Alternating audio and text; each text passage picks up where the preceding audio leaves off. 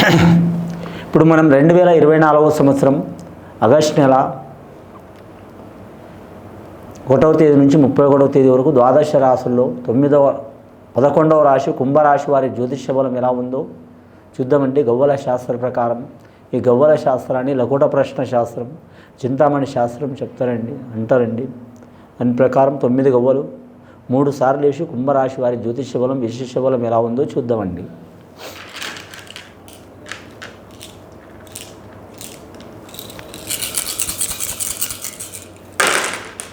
కుంభరాశి వారి జాతకంలో 3 గవ్వలు పడ్డాయండి. త్రికారణ శుద్ధిగా ఏ పని చేసినా వారికి కలిసి వచ్చే అవకాశాలు ఉన్నాయి, కానీ అడగడుగున ఆటంకాలు కలుగుతాయి వారి జాతకంలో.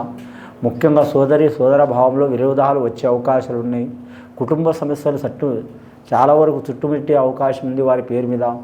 దశబలం మంచిగా ఉంది. శతతార నక్షత్రం శతభిష నక్షత్రం వారికి మాత్రం కలిసి వచ్చే అవకాశం ఉంటుంది. పూర్వభద్ర నక్షత్రం వారికి ఇబ్బందులు అయ్యే అవకాశం ఉంటుంది.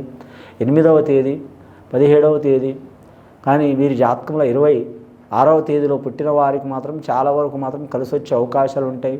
ముఖ్యంగా వీరికి ఎల్నాటి శని ప్రభావం బలం చాలా వరకు ఉన్నది కాబట్టి గ్రహరీత్యా గురుగ్రహ గవ్వలు పడ్డాయి. 3 గవ్వలండి. శుభయోగం ఉంది, గురుబలం ఉంది. వీరి జాతకానికి ఆకర్షణ శక్తి చాలా ఉంటుంది, కానీ మాత్రం వీరికి అడగడుగున ఇబ్బందులు ఉంటాయండి. పోరాట శక్తి ఉంటుంది వీరి జాతక బలానికి, కానీ మాత్రం ఆత్మవిశ్వాసం చాలా వరకు ఉంటుంది వీరి పేరు మీద. నాయకత్వ లక్షణం చాలా ఉంటుంది. సనాతన ధర్మం పాటించే అవకాశం ఉంటుంది. ప్రతి విషయంలో వీరు ఏ వృత్తి చేసేవారైనా సరే ఖచ్చితంగా కూలి పనిచేసే కాడ నుంచి పడితే కోటేశ్వరుల వరకైనా సరే ఆత్మవిశ్వాసం చాలా ఉంటుంది. అనుకున్నది సాధించేదాకా వదిలిపెట్టారు అనేది విధి అనేది వీరికి పరీక్ష పెడుతూ ఉంటుంది చాలా వరకు. వీరి జాతకంలో చూడాలంటే మాత్రం ముఖ్యంగా 3 గవ్వలు పడ్డాయండి. గవర్నమెంట్ ఉద్యోగస్తులకు మాత్రం ఉద్యోగంలో ఆకస్మికంగా ఇబ్బందులు చికాకులు వచ్చే అవకాశాలు ఉంటాయి. వారి మీద లేనిపోయిన నిందలు కేసులు వచ్చే అవకాశాలు ఉంటాయి. చాలా జాగ్రత్తగా ఉండాలి. అలాగే ఆకస్మికంగా అనారోగ్యంలో పాలయ్యే అవకాశం ఉంది. అలాగే కీళ్ల నొప్పులు వెన్ను నొప్పులు దరితీసే అవకాశాలు ఉన్నాయి. కానీ మాత్రం ఇల్నాటి శని ప్రభావం ముఖ్యంగా లాస్ట్ ఘడియలో మాత్రం ఆయుష్ మీద, అలాగే కీళ్ల మీద, నరాల మీద, అలాగే చర్మం మీద, అలాగే కుటుంబం మీద, అలాగే సంతానం మీద, అలాగే ధనం మీద ఇబ్బందులు పెట్టే అవకాశం ఉంటుందండి. ఇబ్బందులు చికాకులు పోవడానికి వారు ఖచ్చితంగా మాత్రం నవగ్రహ ఆరాధన చేయటం, శనేశ్వరిని ఆరాధన చేయటం చాలా వరకు మంచిది వీరి పేరు మీద. ముఖ్యంగా ఆదాయ ఖర్చు విషయాల్లో మాత్రం ఏదో రకంగా వీరికి ధనం అందే అవకాశం ఉంటుంది. ఒక రకంగా కాకుండా 4 రకాలుగా ధనం అందుతుంది. ఆదాయానికి లోటు ఉండదు, కానీ మాత్రం వీరి జాతకంలో నిలకడ ఉండదండి. ఏదన్నా ఒక పని కలుగుతూనే ఉంటుంది. ముఖ్యంగా వీరి జాతక బలంలో చూడాలంటే మాత్రం శుభకార్యరీత్యా కూడా మాత్రం చాలా వరకు తిరిగే అవకాశం ఉంటుంది. అలాగే కొన్ని కార్యక్రమాల రీత్యా కూడా ఎక్కువ తిరిగే అవకాశాలు ఉంటాయి. దాని మూలంగా అలసట అనేది చాలా ఉంటుంది. నిద్రాభంగం ఉంటుంది. ఆహార విహారంలో కూడా తేడా ఉంటుంది. అలాగే వ్యాపారస్తులకు మాత్రం తిరుగు ఉండదు వారి పేరు మీద. కానీ ముఖ్యంగా మాత్రం వారి జ్యోతిష్యం మాత్రం లేనిపోని నిందలు వచ్చే అవకాశాలు ఉన్నాయి. వ్యాపారస్తుల మీద లేనిపోని చికాకులు వచ్చే అవకాశాలు ఉన్నాయి. వారు చేసే వ్యాపారం సక్రమంగా అయింది కూడా మాత్రం వారి మీద ఇబ్బందులు వచ్చే అవకాశాలు ఉన్నాయండి. చాలా జాగ్రత్తగా పాటించాలి. ముఖ్యంగా విద్యార్థులు గురుబలం మంచిగా ఉంది కాబట్టి విద్యలో కలిసి వచ్చే అవకాశం ఉంది, కానీ మాత్రం ఇంటి వారితో మాత్రం ఇబ్బందులు వచ్చే అవకాశాలు ఉన్నది. స్నేహితులతో కూడా ఇబ్బందులు వచ్చే అవకాశం ఉంది.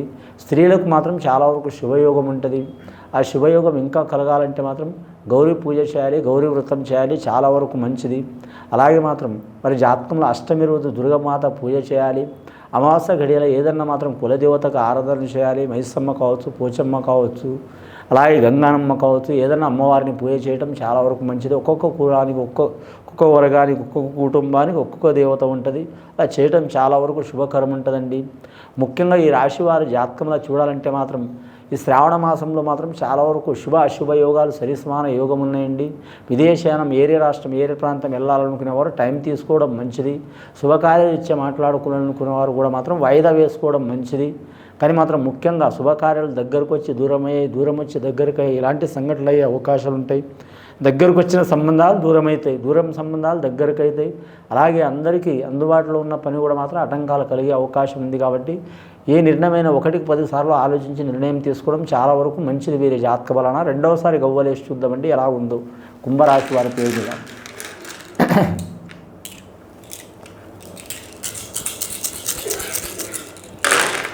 రెండవసారి గవ్వలేసినా ఇంకా 3 గవ్వలు పడ్డాయండి. విష్ణు విశ్వ బ్రహ్మ.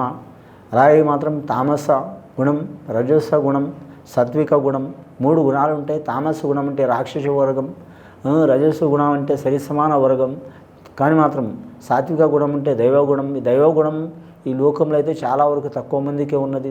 90% మాత్రం లేదండి, 10% మాత్రమే ఉంది. అని ఆ 10%లో కూడా చాలా వరకు మాత్రం కలిసి వచ్చే అవకాశం ఉంటుంది. వీరు ఏదైనా సరే మాత్రం సాత్విక గుణంలో నడవడం మంచిది. వీరి జాతక బలానికి నిదానం నడవటం మంచిది. కానీ ఎవరైనా పెట్టాలని ఇబ్బంది పెడితే నిదానం నడవాలనేది నా ఉద్దేశం కాదు. అని మీరు చేసే పనులు మాత్రం చాలా ఆలోచించి నిదానంగా చేస్తే మంచిది.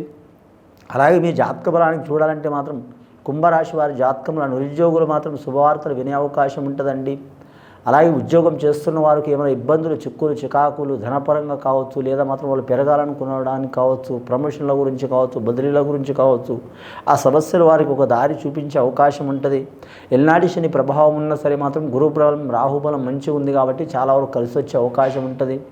ముఖ్యంగా అన్నదమ్ముల సహకారం కూడా ఉండే అవకాశాలు ఉంటాయి. కానీ సంతానం నుంచి ఇబ్బందులు ఉండే అవకాశాలు ఉంటాయండి. చిన్నపిల్లలే కాదు, సంతానం పెద్దవారైనా సరే ఇబ్బందులు ఉండే అవకాశాలు ఉంటాయి.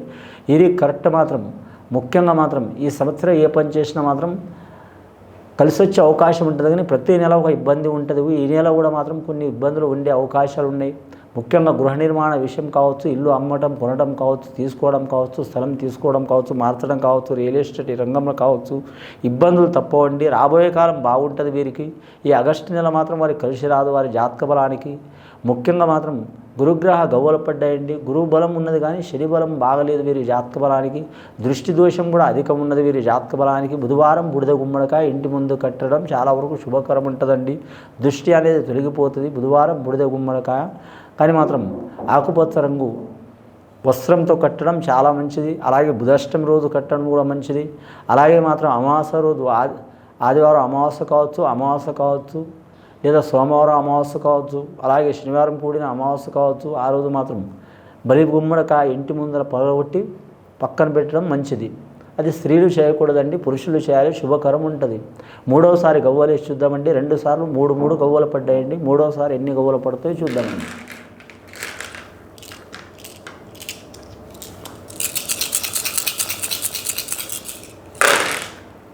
మూడవసారి గవ్వలేసిన మాత్రం 3 పడ్డాయండి. వారి జాతకానికి ముడిపడతలేదు, వారి జాతక బలానికి. కొన్ని పనులు ముడిపడుతున్నాయి, కొన్ని పనులు ముడిపడతలేవు. అలాగే వీరి పేరు మీద చూడాలంటే మాత్రం ముఖ్యంగా మాత్రం వీరు ఏ పనైనా సరే ఇంటి వ్యవహారంలో మాత్రం 3వ వ్యక్తికి మాత్రం దరిచేయకపోవడం చాలా వరకు మంచిది. 3వ వ్యక్తితో ఇబ్బంది ఉంటుంది. కుటుంబ సభ్యులు కావచ్చు, స్నేహితులు కావచ్చు, సన్నిహితులు కావచ్చు, మనకు చాలా పరిచయం ఉన్న వారైనా కావచ్చు. పర్సనల్ లైఫ్లో ఉన్న దాంట్లో మాత్రం భార్యాభర్తల విషయంలో 3వ వ్యక్తి సహకారం తీసుకోకపోవడం చాలా వరకు మంచిదండి. ముఖ్యంగా వీరి జాతకంలో 9 గవ్వలు పడ్డాయండి. 3, 3, 3 9 గవ్వలు పడ్డాయండి. వీరి జాతక బలానికి కుజగ్రహ జాతకం ఉంటుంది.